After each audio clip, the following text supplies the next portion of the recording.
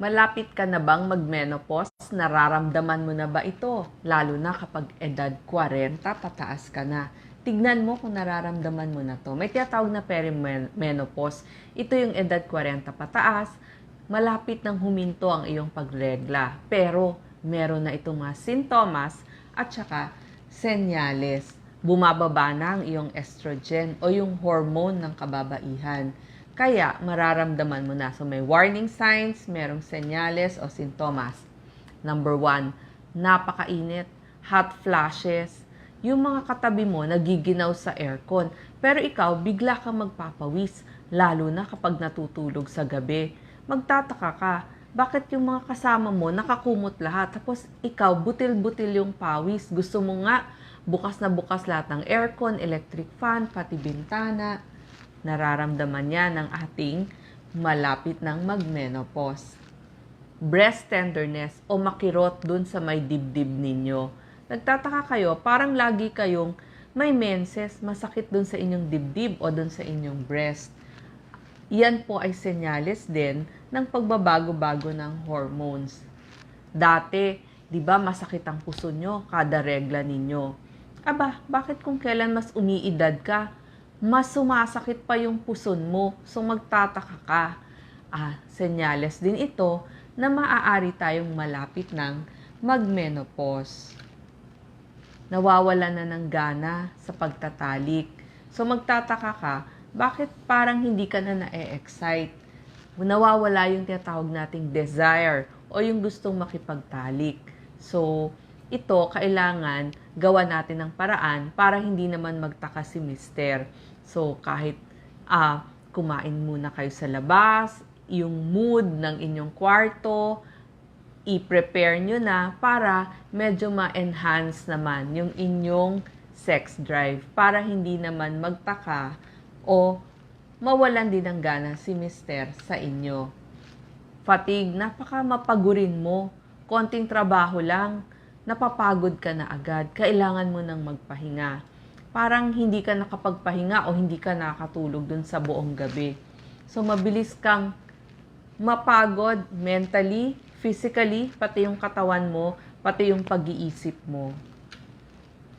Ito ang very common. Nagloloko na ang pagdating ng iyong regla. Kaya dito importante yung paggawa ng kalendaryo. So, tuwing magre-regla ka, gumawa ka na ng calendar, i-ekis mo na kung kailan ka nagme-menses. Para pagpunta mo sa doktor, ipepresent mo yung iyong mga menstruation days. Kasi pag wala kang lista, hindi mo maaalala yan.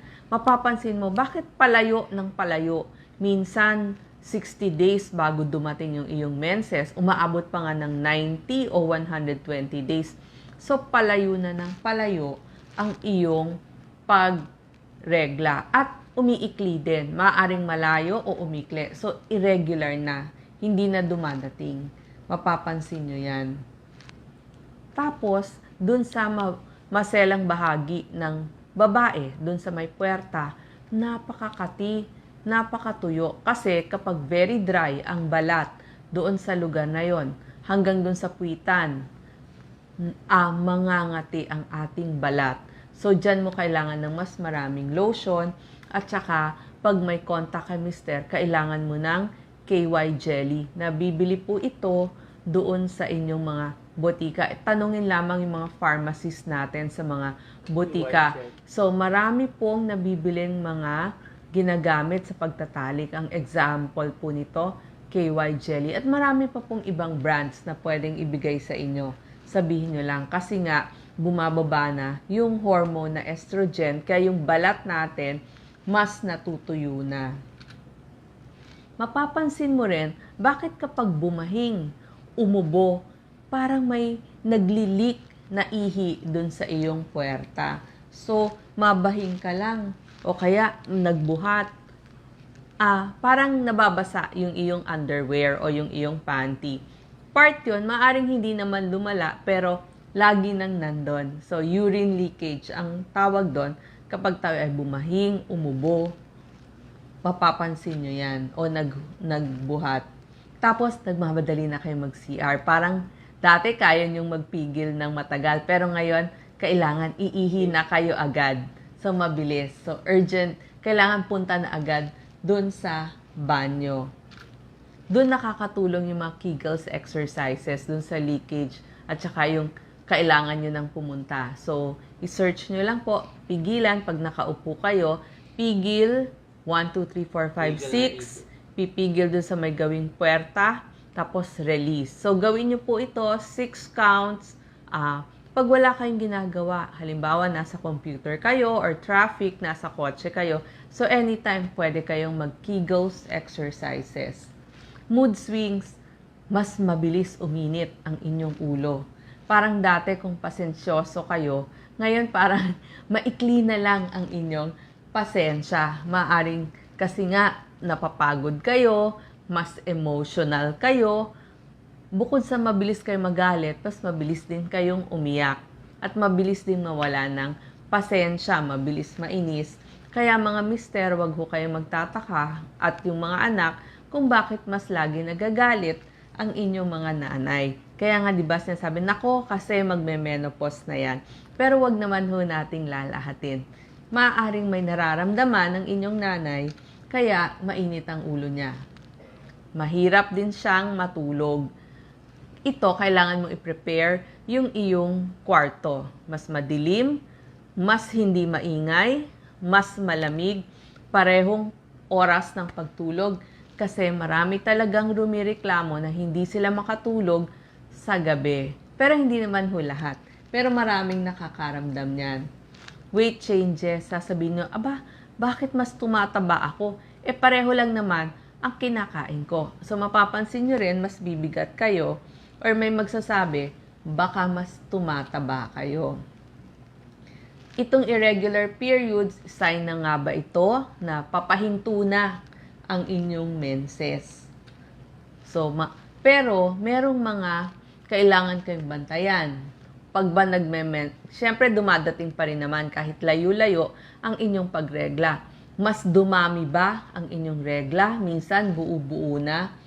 Humaba ba ang inyong regla? Isabihin, kung dati kayong 3 days, naging 5 days na or 7 days, tapos mas dumami pa. Sabihin, pag nagre-regla kayo, bakit buo-buo? O kaya naman, kailangan nyo nang gumamit ng lampins pag kayo ay nagre-regla. Dati, 1 or 2 pads a day lang kayo. So, kapag naramdaman nyo po itong lahat ng sinasabi ko, kailangan pumunta na tayo sa ating OBGYN. Tapos, sa pagitan ng inyong dalawang regla, nag-i-spotting kayo. Or, nag-i-spotting kayo pagkatapos magtalik. Tapos, dumalas na ang inyo. Di ba dapat nga, kung magme-menopause, papalayo. Mas mahahaba yung pagitan. Bakit dito, ang pagregla nyo, mas dumadalas? So, dito kailangan kumonsulta na tayo sa ating OBGYN. Maganda din, ako talaga maipapayo ko sa inyo. Kapag naramdaman nyo, yung 12 sintomas na sinabi ko, maganda po pumunta kayo sa inyong OBGYN kasi marami siyang maituturo para maibsan ang nararamdaman ninyo. Meron ding maaari siyang maghingi ng testing, blood test, titignan yung hormones ninyo, magpapa-ultrasound, magpapa-mammogram.